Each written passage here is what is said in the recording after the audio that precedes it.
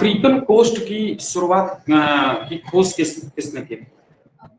Coast की, African तट की कोस्ट, जो अफ्रीकन तट था उसकी खोज किसने की?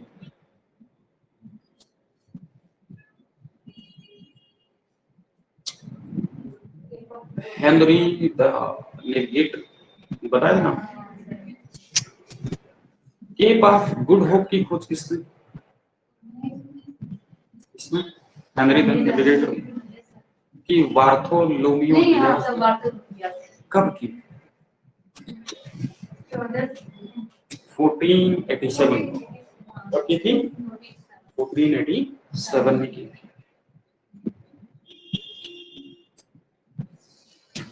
उसके बाद भारत में वास्को डिगामा आता है। वास्को डिगामा की हेल्प किसने की भारत तक पहुंचने के लिए? गुजरात के अब्दुल मजीद। किसने हेल्प की थी? अब्दुल मजीद ने हेल्प की। वास्को डिगामा का वेलकम भारत में किसने किया? जमोरिन ने। जमोरिन का रियल नेम क्या था? सामुदरी। क्या नाम है? सामुदरी, है कि नहीं? वास्को डिगामा भारत में पहली बार कहाँ आया? कलिकट। कलिकट कहाँ है? केरल। केरल किस कोस्ट पर है? मालाबार कोस्ट पर। एक कोंकण कोस्ट है। मालाबार कोस्ट कर्नाटक और केरल के मिड वाला होता है ना। लेकिन कालीकट तो नीचे होता है। तो नीचे तक मालाबार होता है, उसके बाद से स्टार्ट होता है कोरोमंडल, जिस पर तमिलनाडु आ जाता है। फिर उसके ऊपर आ जाता है क्या? उत्तरी सरकार, उड़ीसा के आसपास से, है ना।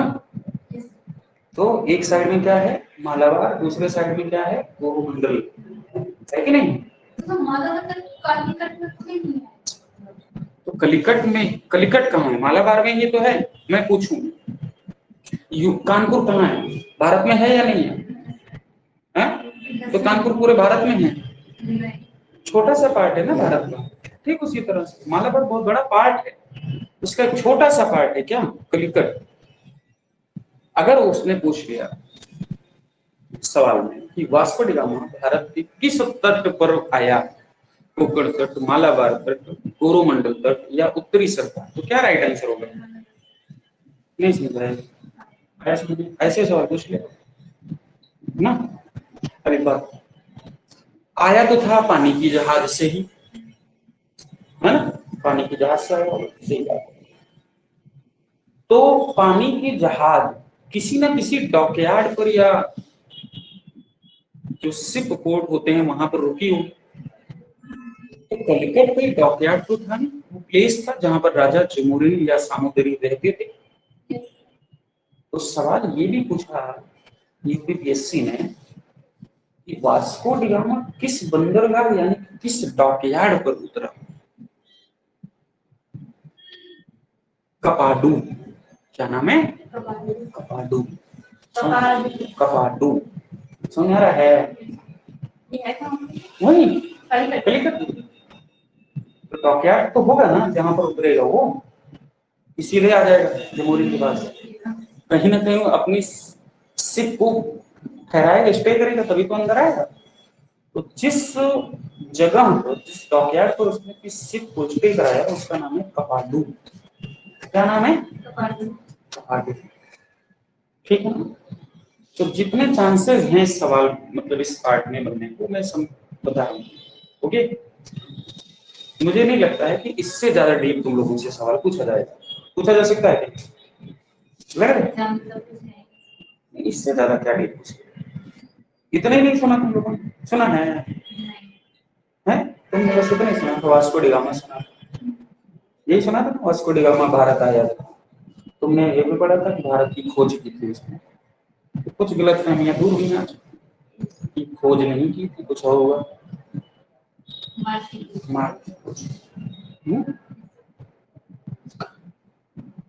भारत में यूरोपीय कंपनियां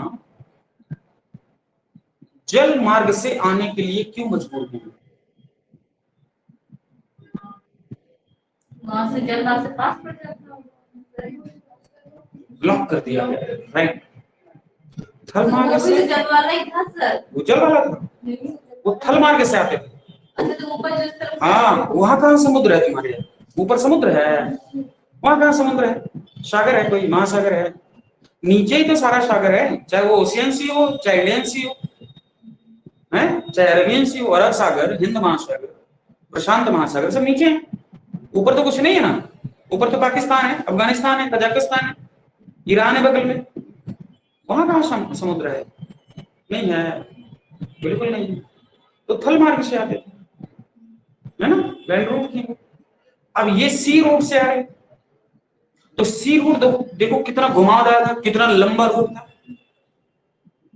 तो आने के लिए मजबूर हुए ना ये सी रूट से, जबकि बहुत लंबा मार्ग था। इसके पीछे की वजह, कुस्तुनतुनिया पर अटैक करके उस वाले पूरे रूट को ब्लॉक कर देना। किसके द्वारा किया गया ऐसा काम? इस्लामिक, ऐसे नहीं बताना, इस्लामिक आक्रमणकारियों के द्वारा। किसके द्वारा? इस्लामिक आक्रमणकारियों के द्वारा कुस्तुनतुनिया पर 1453 में अटैक करके कुस्तुनतुनिया के रास्ते को ब्लॉक कर दिया गया, जिसकी वजह से यूरोपियन कंपनीज मजबूर हुई सी रूट से भारत में आने के लिए।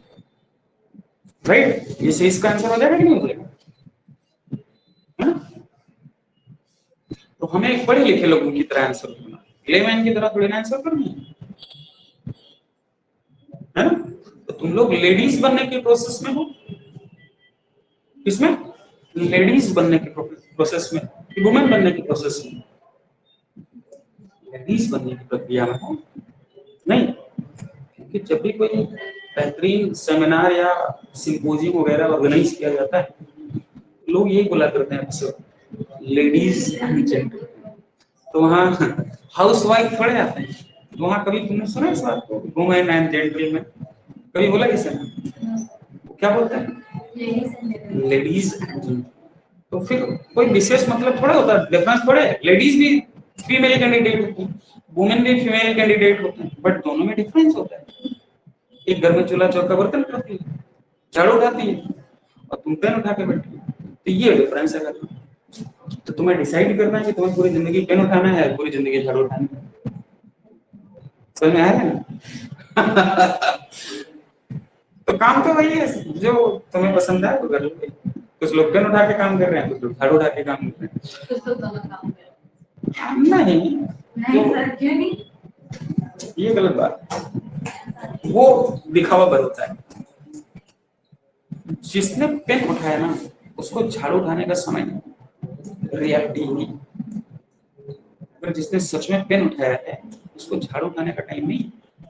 कोई कलेक्टर लेडी है, वो झाड़ू लगाएगी।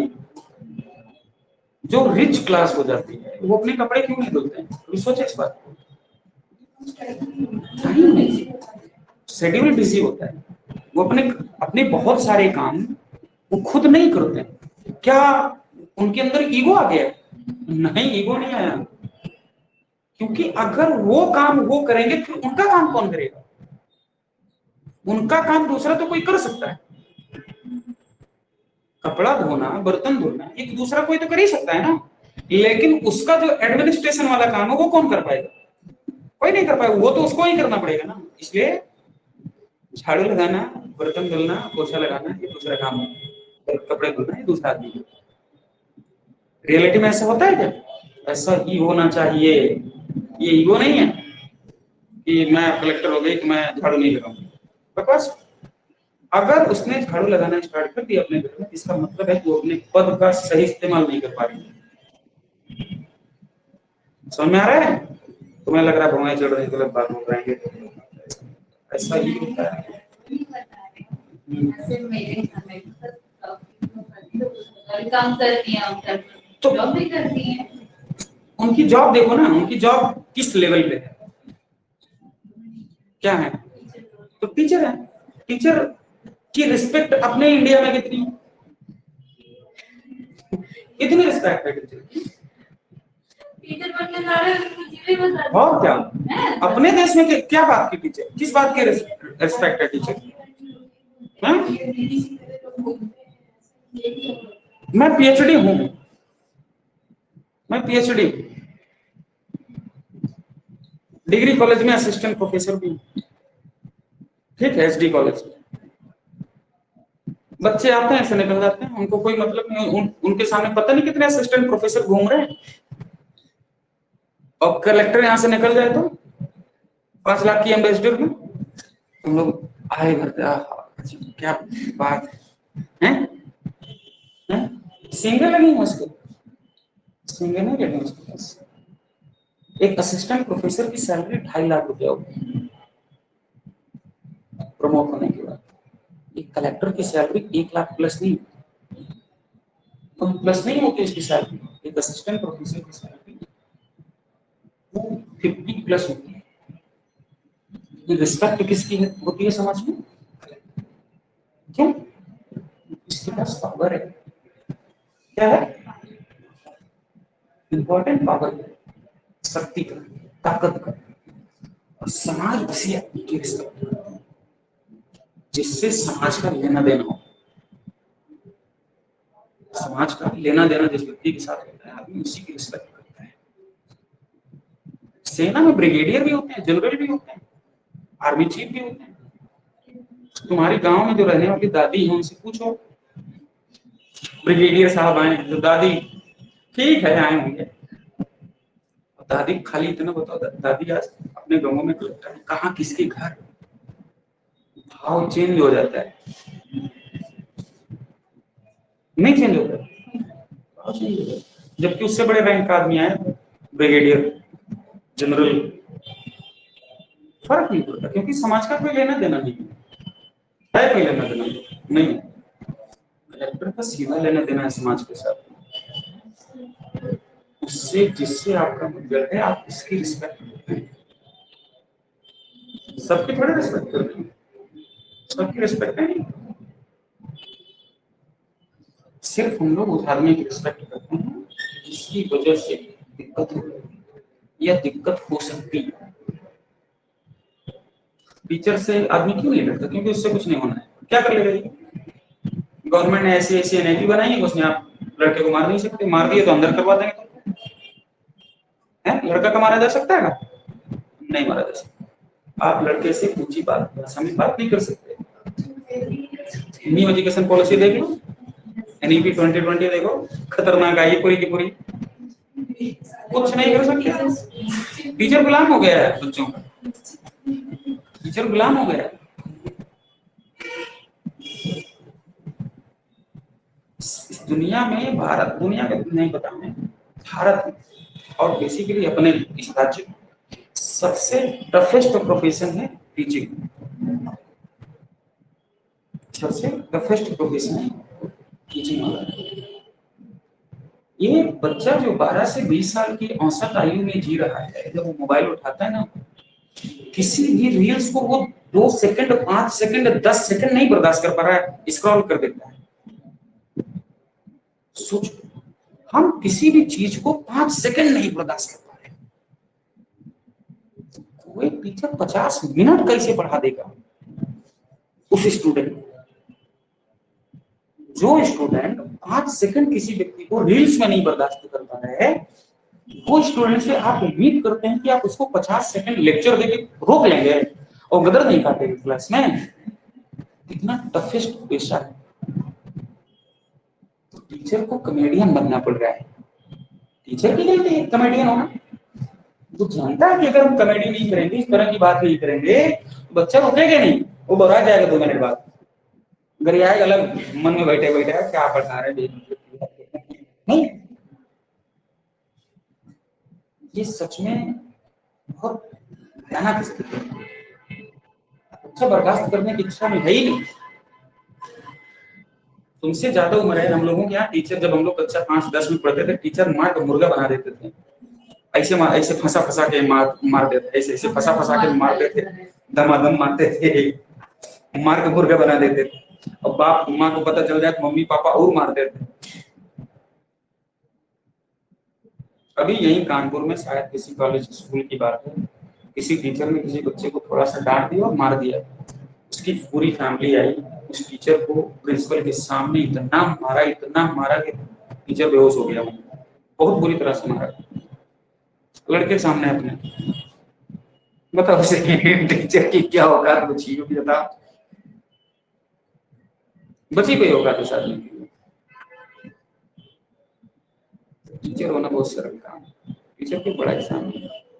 टीचर होके तुम झाड़ू नहीं कुछ भी कर सकते, कुछ भी करो, प्रेजेंट में डिपेंड करता है कि आप किस प्रोफेशन में। टीचर होने के बाद आपके पास क्या पावर आती है बताओ? कोई पावर नहीं। आप एक लड़का डांट नहीं सकते, आप बता पावर की बात करते हैं। और पुलिस बन जाए, पुलिस वाला आम आदमी को गरिया देता है, डांटने की बात छोड़ो, नहीं गरिया देता। पुलिस वाले सिंपल कांस्टेबल वो आम आदमी को चलते चलते गरिया देता है, और एसपी हो जाए वो तो गिराक मारना चालू कर देता है। तो पावर है ना उस आदमी के पास, अंतर है। पावर डिपेंड करता है कि आप किस प्रोफेशन में हैं। तो हम लोग पढ़ रहे थे भारत में यूरोपीय कंपनियों का, जिसमें हम लोग वास्को डी गामा को पढ़ चुके थे, है कि नहीं? जो दूसरा व्यक्ति भारत में आया उसका नाम है डॉन अल्मीडा। क्या नाम है? ये भी पुर्तगीज है। तुम्हें ध्यान रखना पड़ेगा, 4 लोगों का नाम एक साइड में कर दिया जाएगा, 4 कंट्रीज के नाम एक साइड में कर देंगे और बोलेंगे कि इनको मैच करो। ये भी सवाल हो सकता है ना? जैसे 4 साइड में नाम रख दिया, उन्हें Bartolomeu Dias, Vasco da Gama, Don Almeida and Albuquerque. ये 4 नाम एक साइड में हो गए और 4 कंट्रीज के नाम हो गए। एक साइड में स्पेन, एक साइड में पोर्टुगीज, एक साइड में इटली, ऐसे 4 नाम दे देंगे।